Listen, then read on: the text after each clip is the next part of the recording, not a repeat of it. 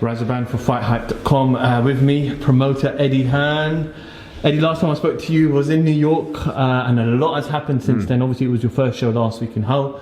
Firstly, what an atmosphere today. I've never experienced that. I don't think the media would have liked it too much. I'm not sure how much Sky can use either, but you know, for an atmosphere, it's good. You know, it was nice to get David Haye just out of his comfort zone a little bit, just watch him lose his rag and say some weird stuff. Ready for a build-up. It's Monday.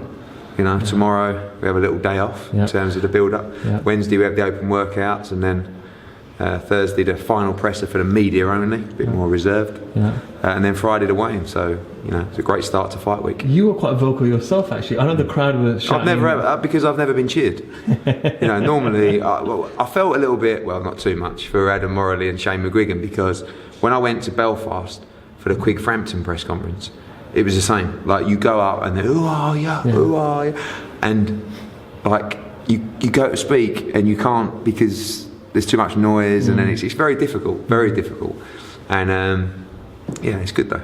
O'Hara Davis as well. I actually walked in with him into the hotel, and he started the commotion outside. He got upstairs, he started it himself as well, and then the press conference started, and it was I mean, he's got a tough fight on Saturday, and actually he's really got to get his head on for the fight, because he's half playing it. He knows that to be different, to stand out, you've got to get people talking about you. I mean, he's trending number 3 on Twitter in Britain right now, so that's clearly working.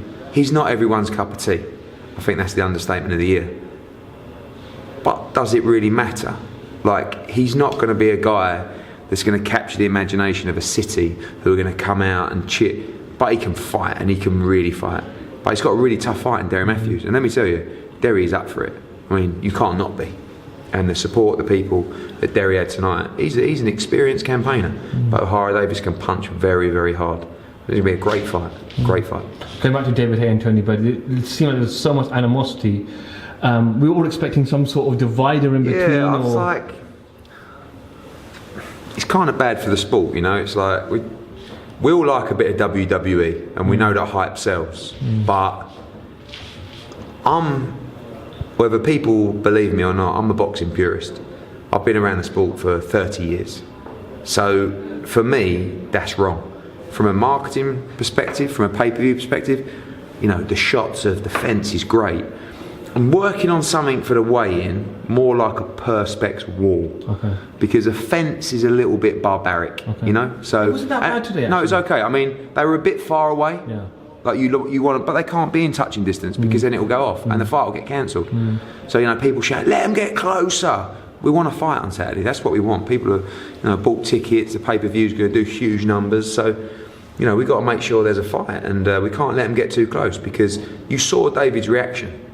This isn't a guy selling a fight, this is a guy that's rattled. And Tony's been rattled before in the build-up to this fight. But you know, when a fighter is rattled, they don't care about a British Boxing Board of Control fine. You know, they're going to do what they're going to do, and I think we handled that well tonight. I was reading an article as I was waiting from the British Board of Boxing about David Haye saying he wants to hospitalise Tony Bellew, and how they want to take that further after the fight. Any truth in that? Or? Yeah, probably. I mean, it's difficult. You know, boxing's had a tough year where, you know, people have lost their lives and people have been hospitalised, and I don't think David necessarily means, you know, any harm to those families, but that's the kind of thing we have to consider here, you know. But it is boxing. It is it is a barbaric sport. It's a skilled sport, but they're two guys having a fight, and you can never take that away. So I think the board will speak to David, but, you know, I think he knows he shouldn't say certain things, and he said things tonight. You know, more to the crowd, not about Tony Bellew, that he shouldn't really have said. But again, this is a high, intense environment that they're in, and they're charged. Absolutely, absolutely. Tony Bellew, he's never fought anybody at heavyweight before. I know he's been sparring Chisora. David mentioned, and I was reading a blog of tweets about, he was knocked out by Stevenson, who's 175. He's now fighting David, 40 pounds heavier. Is there major risk in putting Tony? No, I don't really look at that comparison, because I was sat in the room with Tony Bellew when he made 175 pounds to fight Adonis Stevenson, and the guy looked like I could snap him in two.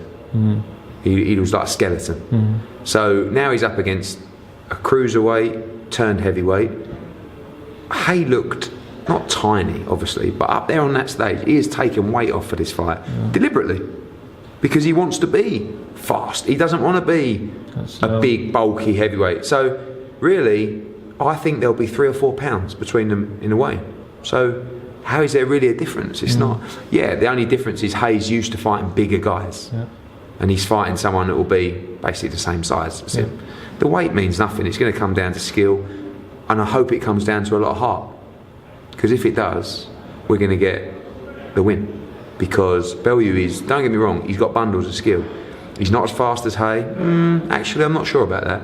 He doesn't punch as hard as Haye, but he's got plenty of bottle, plenty of desire. And if he can make Haye empty this tank, which I believe that will last about 3 or 4 rounds, he has a great chance in this fight. Great chance. But it's going to be explosive, and it's going to be an atmosphere to remember for a long time.